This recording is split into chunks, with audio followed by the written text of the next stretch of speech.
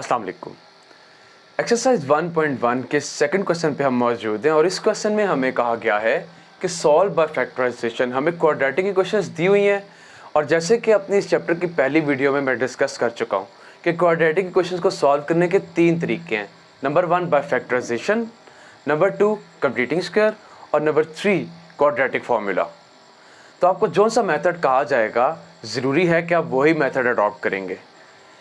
Factorisation क्या है? Factorisation की डिटेल 9th क्लास के अंदर चैप्टर 5 में और कुछ चैप्टर 6 में भी काफ़ी डिटेल में मौजूद है। फैक्टराइजेशन की आप में से जिन्होंने उस क्लास में अच्छे तरीके से प्रैक्टिस की है, आई होप कि यहाँ पे उनको बहुत ज़्यादा डिफ़िकल्टी नहीं आएगी। लेकिन फिर भी मैं यहाँ पे पूरी कोशिश करूँगा कि जिनकी वहाँ पे प्रॉपर तरीके से बेस नहीं है या जिनको फैक्टराइजेशन में वहाँ पे प्रॉब्लम आई, यहाँ पे वो प्रॉब्लम कुछ हद तक दूर हो जाएगी। देखिए, फैक्टराइजेशन करते हुए हम सबसे पहले ये देखते हैं, पहला स्टेप है फैक्टराइजेशन का कि क्या जो हमारे पास टर्म्स हैं या इक्वेशन है उसमें कुछ कॉमन तो नहीं आ रहा। तो हम देखते हैं कि इन तीनों इक्वेशंस के अंदर कुछ भी कॉमन नहीं आ रहा। उसके बाद नेक्स्ट स्टेप हमें फैक्टराइजेशन करने का कहा गया और फैक्टराइजेशन के लिए हम इसकी मिडल टर्म ब्रेकिंग करते हैं। मिडल टर्म ब्रेकिंग के लिए 2 तरीके हैं जिनसे हमने देखना होता है कि मिडल टर्म क्या बनती है। पहली चीज़, हम पहली और आखिरी दोनों टर्म्स को आपस में मल्टीप्लाई करते हैं। पहली टर्म एक्स स्क्वायर है, इसका कोफिशिएंट क्या है 1 और आखिरी टर्म है -20। तो जब हम 1 और -20 को करते हैं मल्टीप्लाई तो ये आता है -20। याद रखें, माइनस या प्लस इस मेथड में बहुत ज़्यादा अहमियत का हामिल है। माइनस हो तो रूल और होते हैं, प्लस हो तो रूल थोड़े से चेंज हो जाते हैं। माइनस और डिफरेंस है दोनों के दरमियान, लेकिन डिफरेंस बहरहाल क्वेश्चन के ऊपर अफेक्ट करता है। तो पहले में 1 है और आखिरी में -20 है। अब हम क्या करेंगे कि ये जो 20 है, माइनस को थोड़ी देर के लिए यहाँ पे इग्नोर करें, दोबारा हम इसको देखेंगे कि क्या करना है। सबसे पहला काम हम ये करते हैं कि 20 के फैक्टर्स बनाते हैं। यहाँ यूँ ईजीली फॉर्म में ये देख लें कि हम ये देखते हैं कि 20 किस किस नंबर के टेबल में आता है। तो सबसे पहले तो 20 आता है 1 के टेबल में, 1 × 20। नेक्स्ट 20 आता है 2 के टेबल में, 2 × 10 = 20। नेक्स्ट 3 के टेबल में तो वो नहीं आता, 4 के टेबल में आता है, 4 × 5 = 20। 4 से नेक्स्ट 5 के टेबल में आता है, 5 × 4 = 20। यहाँ पे रुक जाएं। क्यों रुक जाएं? क्योंकि यहाँ पे चीज़ें रिवर्स हुई हैं। यहाँ 4 × 5 है, यहाँ 5 × 4 आया। अब यहाँ से आपको 1 2 3 4 5 सब टेबल्स को देखा करते करते करते 20 तक जाने की बिल्कुल कोई ज़रूरत नहीं। याद रखें, जिस स्टेप में आपका ये रिवर्स हो जाए ना सीक्वेंस, उस स्टेप के बाद आप बिल्कुल आसान काम है, ऊपर जितने स्टेप्स आपने किए हैं, जितने आपने फैक्टर्स बनाए हैं, उन सबको भी रिवर्स करके यहाँ लिखते हैं। आपको बिल्कुल ज़रूरत नहीं है ये देखने की कि ये 6 7 8 9 और के टेबल में आता है या नहीं आता। आपको पता है कि ये डायरेक्ट अब 10 के टेबल में आता है। तो यहाँ हम लिखेंगे 12 × 2 और इसके बाद इसको भी रिवर्स करके लिखेंगे 20 × 1। ये तो हमने बना लिए 20 के फैक्टर्स। अब आता है सारा किस्सा कि माइनस के बारे में क्या करेंगे। याद रखें, अगर आपके पास माइनस वाले नंबर के फैक्टर बनाने हो तो एक इजी सा काम ये है कि जो लेफ्ट वाली जितनी टर्म्स हैं इन सब के साथ माइनस लगा देंगे। ये क्यों है? इसकी रीज़न ये है कि देखें 1 × 20 तो 20 आ रहा था, हमें -20 चाहिए था। अब -20 कैसे आ सकता है? 2 ऑप्शन हैं 1 और 20 के दरमियान, या तो 1 के साथ माइनस आएगा या 20 के साथ माइनस आएगा। तो वो दोनों ऑप्शंस यहाँ पे हमारे पास इस मेथड के ज़रिए सामने आ गई हैं। यहाँ पे -1 × 20 भी -20 आता है और -20 × 1 भी -20 ही आता है। और यही सिचुएशन यहाँ पे भी तमाम जगहों पर है। -4 × 5 भी -20 आता है और -5 × 4 भी -20 आता है। इसका मतलब ये हुआ कि ये जो नंबर -20 था, इसके जितने भी जो पॉसिबल फैक्टर्स थे वो हमने तमाम यहाँ पे बना लिए। यहाँ तक तो बात क्लियर होगी। अब हम दोबारा आते हैं इस मिडल टर्म की तरफ, जिसको हमने एक्चुअली ब्रेक करना है। हमने यहाँ पे ये देखना होता है कि यहाँ पे कौन सा ऐसा पेयर है, ये मुख्तलिफ पेयर्स मौजूद है ना आपके पास, इनमें से कौन सा एक पेयर ऐसा है जिसका आंसर ऐड करके इसके इक्वल आता है। अब ये x है, x का कोफिशिएंट क्या है? -1। तो हमने यहाँ पे ये देखना है कि इन सब में से कौन सा ऐसा पेयर है जिसको ऐड करें तो -1 आएगा। वन बाय वन देखते हैं। -1 + 20 को अगर हम आपस में ऐड करें तो 19 आता है। -2 + 10 8 आता है। -4 + 5 आता है 1, और -5 + 4 ये वो रिक्वायर्ड पेयर है जिसका आंसर ऐड करके -1 आता है और मल्टीप्लाई करके -20 आता है। ये हमारी मिडिल टर्म ब्रेकिंग की मेन जो पेयर है वो यूज़ होगा। और ये कैसे यूज़ होता है, यहाँ पे आएगा x²। अब इस -x को हमने इस फॉर्म में ब्रेक करना है। हमने ये पूरा काम करते हुए x नहीं लिखा साथ में, जस्ट ताकि हमारे लिए आसानी हो, लेकिन अब यहाँ पे जो मिडिल टर्म है यहाँ पे -5x और 4x लगाएंगे। -5x + 4x और -20 एज इट इज़ आ गया, इक्वल्स टू 0 भी वैसे ही आ गया। देखें अब यहाँ पे एक जन में रख लें, -5x + 4x -x होता है। हमने अपने पास से क्वेश्चन के अंदर कुछ एडिशन सब्ट्रैक्शन नहीं की, हमने जस्ट उसको ब्रेक किया है। टोटल सम इसका अगेन वही आता है जो ऑलरेडी क्वेश्चन में था। अब यहाँ से आगे पहली दो टर्म्स में अलहदा से कॉमन लेंगे और बाद वाली दो टर्म्स में अलहदा से कॉमन लेंगे। जब हम इन दो टर्म्स में कॉमन लेंगे तो x कॉमन आता है, हमारे पास बचता है x - 5, और इन दो टर्म्स में हमारे पास कॉमन आता है 4, और यहाँ पे आता है x - 5 is equal to right side पे 0 है। अब यहाँ पे एक बहुत ज़रूरी चीज़ ध्यान में रख लें, ये पूरा मेथड आपके सामने मौजूद है। अगर क्वेश्चन करते हुए आपके पास ये दोनों ब्रैकेट्स एक जैसी ना आए तो फ़ौरन समझ लें कि आपने कोई गलती की है, क्योंकि इस मेथड का रूल है कि ये दोनों ब्रैकेट्स जब आप कॉमन्स लेंगे ना दो करके, तो ये दोनों ब्रैकेट्स इक्वल आनी चाहिए। ये रूल है इस मेथड का। अब क्या होगा कि ये जो x - 5 है ये इस पूरी टर्म और इस पूरी टर्म में से एज अ कॉमन आ जाएगा, x - 5 अलहदा, और हमारे पास बाकी क्या बचा, इधर हमारे पास बचा इस पूरी टर्म में से x - 5 कॉमन जा चुका है, खाली x बचा, और इस टर्म में से खाली 4 बचा, इज इक्वल टू 0 आ गया। राइट साइड पे हमारे पास 0 मौजूद है।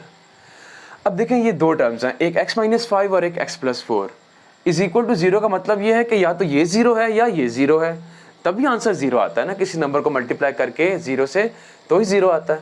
तो यहाँ से हमारे पास इसके दो पॉसिबल आंसर्स बनते हैं। पहला बनता है कि या तो x - 5 0 है, या दूसरी ऑप्शन है कि x + 4 0 है। यहाँ से -5 उधर जाके +5 हो जाएगा, x की वैल्यू 5 आ जाएगी, और यहाँ -4 उधर चला जाएगा तो x की वैल्यू आ जाएगी -4। तो ये हमारे पास x के दो आंसर्स आ गए हैं, और यहाँ पे हम लिखेंगे therefore solution set is equal to 5 and -4। अब हम आते हैं इसके सेकंड पार्ट की तरफ, और सेकंड पार्ट जो है इसका,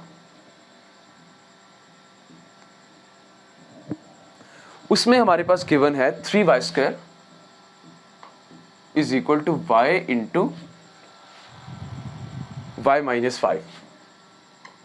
पहले तो इसको स्टैंडर्ड फॉर्म में तब्दील करेंगे। जब तक स्टैंडर्ड फॉर्म नहीं बनेगी तब तक हम इसके ऊपर ये मेथड अप्लाई नहीं कर सकते। ये इक्वेशन ऑलरेडी स्टैंडर्ड फॉर्म में थी। यहाँ पे हमारे पास 3y² इज इक्वल टू, ये y जब अंदर y से मल्टीप्लाई होगा तो y² - 5y आ जाएगा।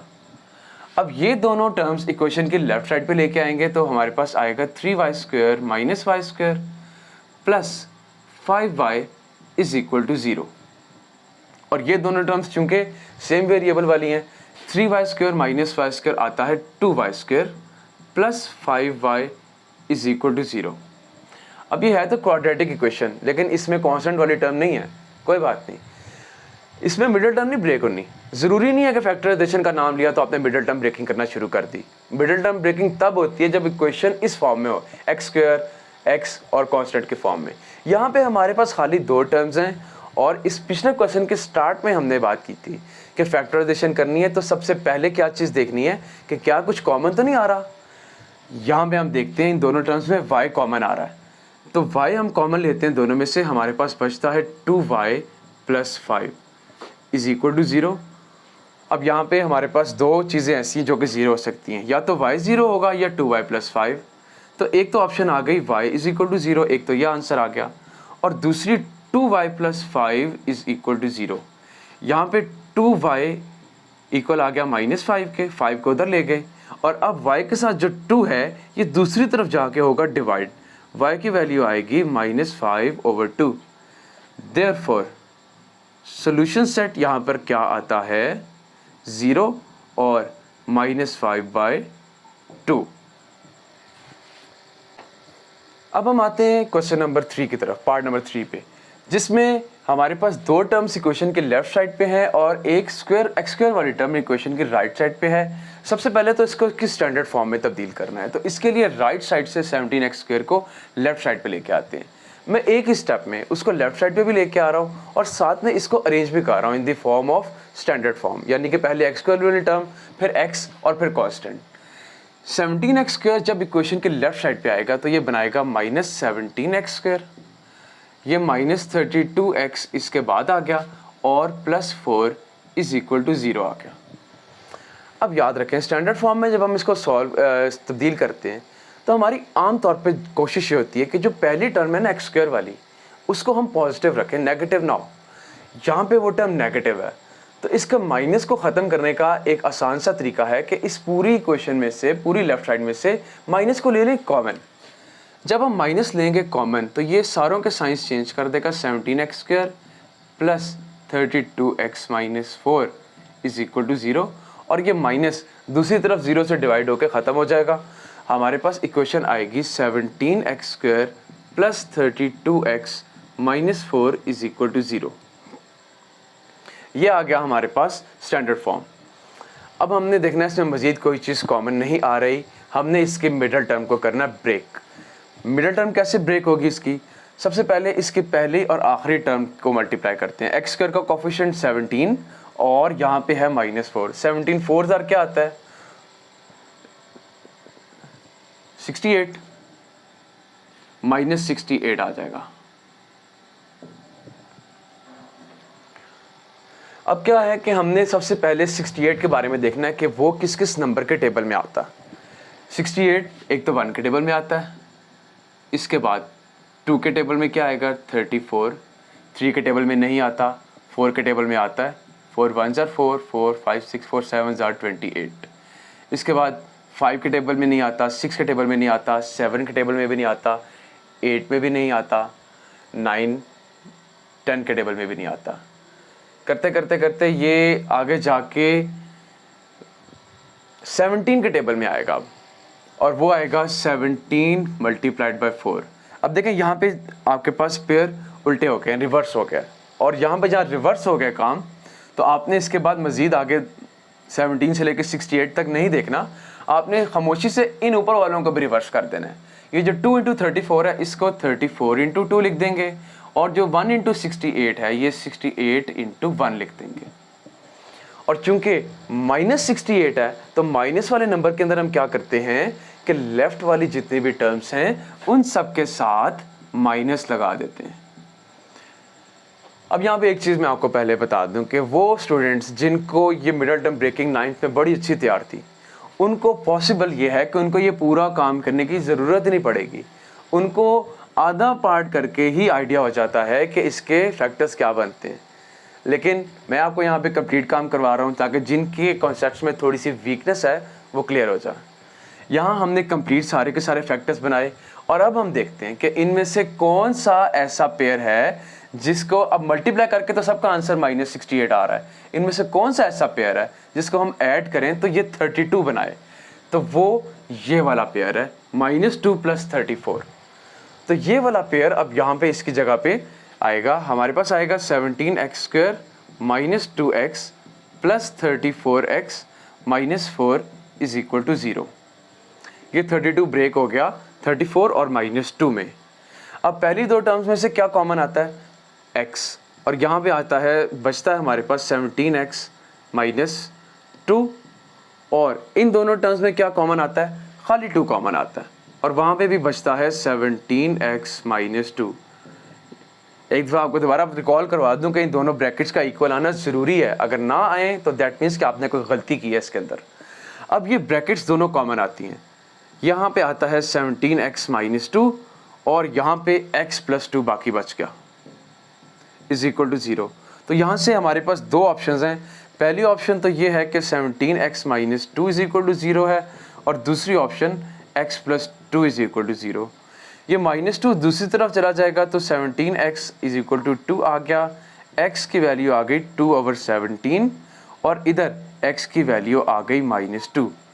देयरफॉर सॉल्यूशन सेट किसके इक्वल आएगा, 2/17 और -2 के। ये इसके पार्ट नंबर 3 का फाइनल आंसर है। और अब हम मूव कर रहे हैं इसके पार्ट नंबर 4 की तरफ, जिसमें हमारे पास ऑलरेडी क्वेश्चन में गिवन है x² -11x is equal to 152। ये 152 इक्वेशन की राइट साइड पे है, इसको उठा के लेफ्ट साइड पे लेके आएंगे तो ये बन जाएगा x² -11x -152 is equal to 0। अब इसके अंदर भी कुछ कॉमन नहीं आ रहा, पहले ही बात फैक्टराइजेशन करनी है। नेक्स्ट हमने देखना है पहली और आखिरी टर्म को मल्टीप्लाई करें। 1 इंटू -152, इसका आंसर भी नेगेटिव ही आ रहा है, -152। इत्तेफाक की बात है कि अभी कुछ सारे पार्ट्स ही ऐसे आ रहे हैं जिनमें माइनस वाला नंबर आ रहा है, तो उनमें मैं आपको ये माइनस वाले नंबर्स की डिटेल बता रहा हूँ। आगे जाके एक दो पार्ट्स ऐसे आएंगे जिनमें प्लस वाला नंबर आएगा, और फिर उसमें लेफ्ट वालों के साथ माइनस नहीं लगाते, वहाँ पे सिनेरियो थोड़ा सा डिफरेंट है, थोड़ा रूल डिफरेंट है इसके मुकाबले में। लेकिन जो हमने मुख्तलिफ टेबल्स के अंदर देखना होता है वो काम सेम है।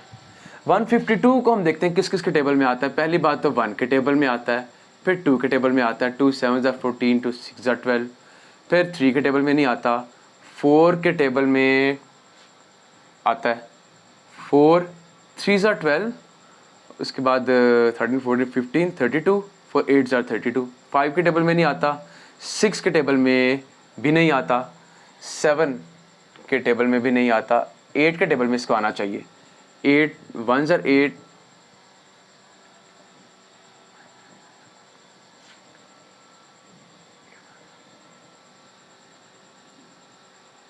8 8 72। इसके बाद इसको 9 के टेबल पे भी मेरे हिसाब से आना चाहिए। 9 इंटू 9 1 9,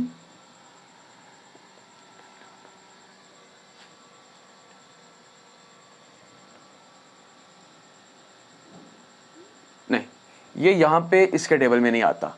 ये 8 इंटू 18 तो ये आता ही नहीं है, ये आता है 8 के टेबल में। 8 1 8, 8 9 72, 8 इंटू 19 आता है। इसके बाद ये 9 के टेबल पे भी नहीं जाता, 10 पे भी नहीं जाता, और 11 पे भी नहीं जाता, 12 पे भी नहीं जाता। ये जाता है इसके बाद 19 के टेबल में, तो 19 इंटू 8 यहाँ पे आ गया। यहाँ पे ये आपके फैक्टर्स रिवर्स हो गए, तो बाकी ऊपर वाले तीनों का भी रिवर्स कर देंगे। 38 मल्टीप्लाइड बाई 4, 76 मल्टीप्लाइड बाई 2 और 152 मल्टीप्लाइड बाई 1। इसके बाद माइनस वाला नंबर है ऊपर, ये प्रोडक्ट, तो लेफ्ट वाली तमाम टर्म्स के साथ माइनस लगा देंगे। और अब इसके बाद देखते हैं इनमें से कौन सा ऐसा पेयर है जिसको ऐड किया जाए तो ये मिडल वाली टर्म -11 आए। तो उसका आंसर आता है ये -19 इंटू 8। तो इसका मतलब ये है कि यहाँ पे आएगा x² -19x plus 8x -152 is equal to 0। पहली दो टर्म्स में से कॉमन आता है x, हमारे पास बचता है x -19। अगली दोनों टर्म्स में से 8 कॉमन आता है और हमारे पास बचता है x -19 इज इक्वल टू 0। अब ये दोनों ब्रैकेट्स इक्वल आई हैं, ये हमारे पास एज अ कॉमन x -19 और बाकी x प्लस 8 यहाँ पर बच गया इज इक्वल टू 0। तो जो दो ऑप्शंस हमारे पास हैं वो क्या, एक तो ये कि x -19 0 होगा या x प्लस 8 0 होगा। तो यहाँ पे x की वैल्यू आती है 19 और यहाँ पे x की वैल्यू आती है -8। तो हम कहेंगे देयरफॉर सॉल्यूशन सेट किसके इक्वल है, 19 और -8 के। ये हमारे पास इस क्वेश्चन के पहले 4 पार्ट्स हैं। इससे नेक्स्ट वीडियो में इंशाल्लाह इसके नेक्स्ट 2 पार्ट्स करवाए जाएंगे। वो इस वीडियो में इसलिए नहीं करवा रहे कि उसमें पहले तो इनको एक अच्छा खासा लंबा मेथड है, उनको स्टैंडर्ड फॉर्म में तब्दील करना है और उसके बाद कहीं जाके उनको सॉल्व करना है। Thank you.